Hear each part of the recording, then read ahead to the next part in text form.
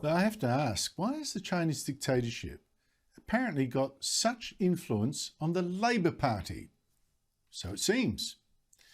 We've already had one Labor Senator, Sam Dastyari, forced to quit Parliament after taking money from a billionaire closely linked to the Chinese regime, and then taking China's side after it stole the South China Sea. We've also seen Labor officials in New South Wales take $100,000 in cash in a plastic shopping bag from that same billionaire who's now banned from Australia on national security grounds, too close to the dictatorship. And an outfit run by that very same now banned billionaire, by the way, also paid for a trip to China for Labor MPs, including federal Labor frontbencher Chris Bowen and West Australian Treasurer Ben Wyatt. I could go on with many more examples. But now, speaking of Western Australia, I have to say I have been shocked by its Premier Mark McGowan repeatedly telling us to stop criticising the Chinese dictatorship so much. We need to make sure we have balanced commentary and a balanced approach to these issues to ensure that our citizens aren't collateral damage. Now, McGowan says that criticising this dictatorship costs Australians money. So apparently for McGowan, Chinese money counts. Should buy our silence at least. What else? But I'm wondering why McGowan, the state premier, is actually meddling in Australia's foreign policy. Why is he attacking his own federal government for standing up to a very dangerous dictatorship? What kind of people has he got whispering in his ear? Or put it this way, what kind of people has he actually chosen and paid to tell him sweet nothings about this menacing, bullying, aggressive superpower that so alarmed democracies from the US, France and Britain to even New Zealand? Here's a clue. In February, McGowan's government appointed to his Multicultural Council, and these are paid positions, 2 Chinese representatives, both very pro-Beijing, both with links to China's official propaganda arm, the United Front. One is Edward Chang, who runs a Chinese newspaper here that censors criticism of China. Chang has also said, "We Chinese, overseas Chinese, are the first line of defence for our motherland," which of course suggests to me that in a confrontation with China, overseas Chinese here should and would side with the dictatorship. That's his view, which is a worry, a national security concern, if that view is really shared by many of our 1.2 million Chinese Australians.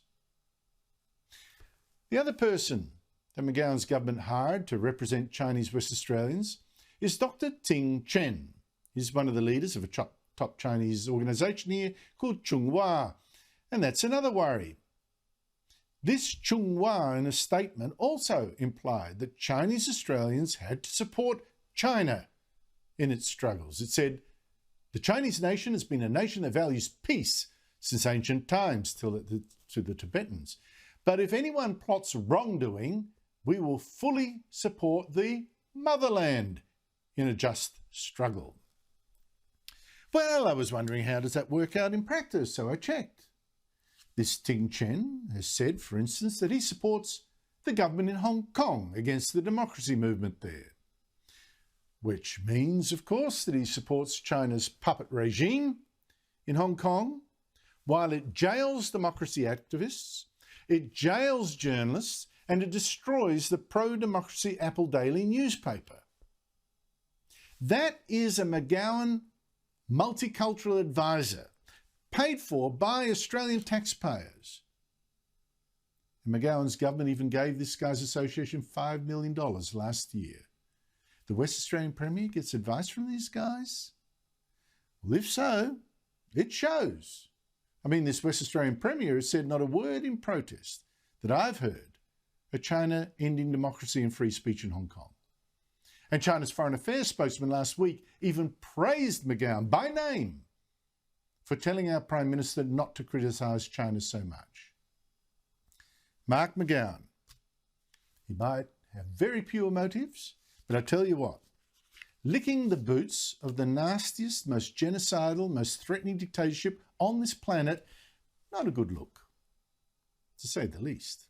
Joining me is a former federal Labor MP, Michael Danby, who's fought for freedom in Tibet, another country conquered by China.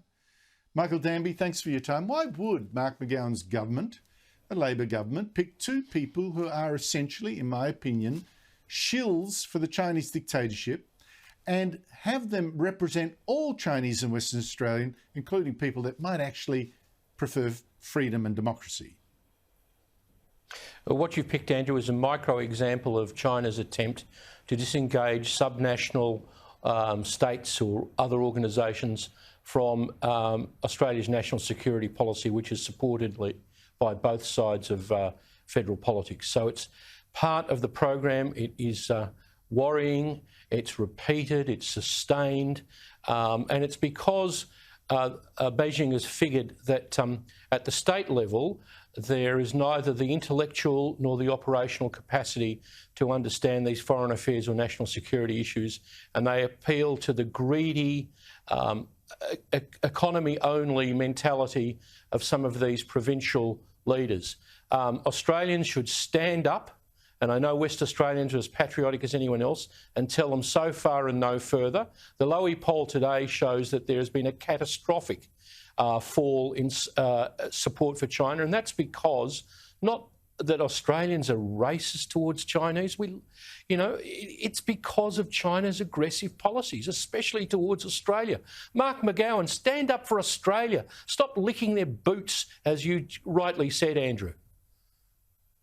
But the other thing too, just putting aside the Chinese influence, I'll come back to that, the sheer the signal it sends to Chinese in Western Australia, who will include people that fled Hong Kong or fled Tibet or, fled after Tiananmen Square massacre, whatever. They will be pro-democracy people, they will be pro-Australia people, but he picks, or his government picks on this Multicultural Council as its two Chinese representatives, both people who are pro that dictatorship. What on earth is the signal he is sending to every other Chinese person, ethnic Chinese in Western Australia? It'll terrify the more than 1 million Chinese Australians. He won't understand it being, ethnically, outrageous and sort of ignorant of how people feel. Thank God we didn't pass that extradition treaty with China, which would have given the whip hand of Beijing over our Australian Chinese population. But McGowan should stick to state politics. He got elected overwhelmingly. He should enjoy all the royalties he's getting from the high iron ore prices, and should leave foreign policy and national security to people in Canberra who really understand it. This is part of a plan by the United Front, which is like the Chinese version of the old Stalinist Comintern, to disengage political actors and states at a subnational level. They're doing it in Victoria. You've seen it with the BRI program. They're very effective in New South Wales. ICAC has had 3 general secretaries of the New South Wales Labor Party before it for improper influence, foreign interference of Beijing-aligned money. Now, that's a disgrace. They're the ones who should have federal intervention into them, not the poor old Victorian branch where there are still many, in fact, a majority of patriots who are pro-Australian.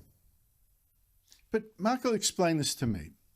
You've had the Chinese funding, donation scandals in New South Wales.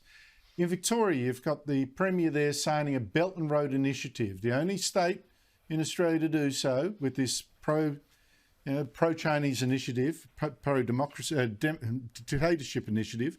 You've got this thing with McGowan in WA, and you've got Penny Wong, Labor's foreign affairs spokesman, much softer on China than the government. What on earth is the attraction that Labor has for a dictatorship like China's? I think you've got to distinguish, Andrew, between people like Penny Wong and Paul Keating. When Paul Keating says we should be part of a Chinese-dominated Asian Development Bank, that's a legitimate economic argument. What is not okay is Huang Jinmo paying someone's laundry bills or legal bills, or bunging money to the Premier's boyfriend so he can entertain at Macquarie Street the gullible South Pacific Consul Generals for Chinese United Front functions at State Parliament. So just let's be careful. Let's distinguish between the bad guys and the good guys. There's a lot of post-politics payouts that have gone to both sides, and donations. We only have to remember what happened with Langridge and the Trade Minister. You make a good point there, Michael. China has also got very close to some Liberals, and some people have been very stupid. I hope the scales are falling from people's eyes now. Michael Danby, I appreciate your time. I appreciate the struggle you've waged for many years on these issues. Good on you. The people of Xinjiang and Tibet and Hong Kong, thank you, Andrew, and thank all of the people who've opposed what Beijing is up to. Party whip Yang, born in China, was affiliated with the Chinese Communist Party groups dedicated to extending the Chinese Communist government's influence in Australia. Yang travelled with Labor Premier of Western Australia to meet the Chinese government in Beijing. Yang recruited over 500 members to the Labor Party. Australians must now be concerned that our politicians are acting in the interest of Chinese Communist government and not Australia. The port of Cape Preston in the Pilbara in Western Australia is a deep water port. It has the facilities necessary to support and sustain large-scale naval operations in the Indian Ocean. The power generation and water desalination plant, together with the bunker fuel capacity, provide the necessary logistics to support a large ground force equipped with heavy equipment. Chinese state-owned companies have exercised control over all these facilities, contrary to the security of Australia. We can't trust Labor with our children's future. The Chinese Communist government won't allow Australians or any Australian company to control ports or airports in China. Why should Bill Shorten or Mark McGowan allow them to control our strategic assets? Enough is enough. All Australians must stop the clandestine takeover of our country.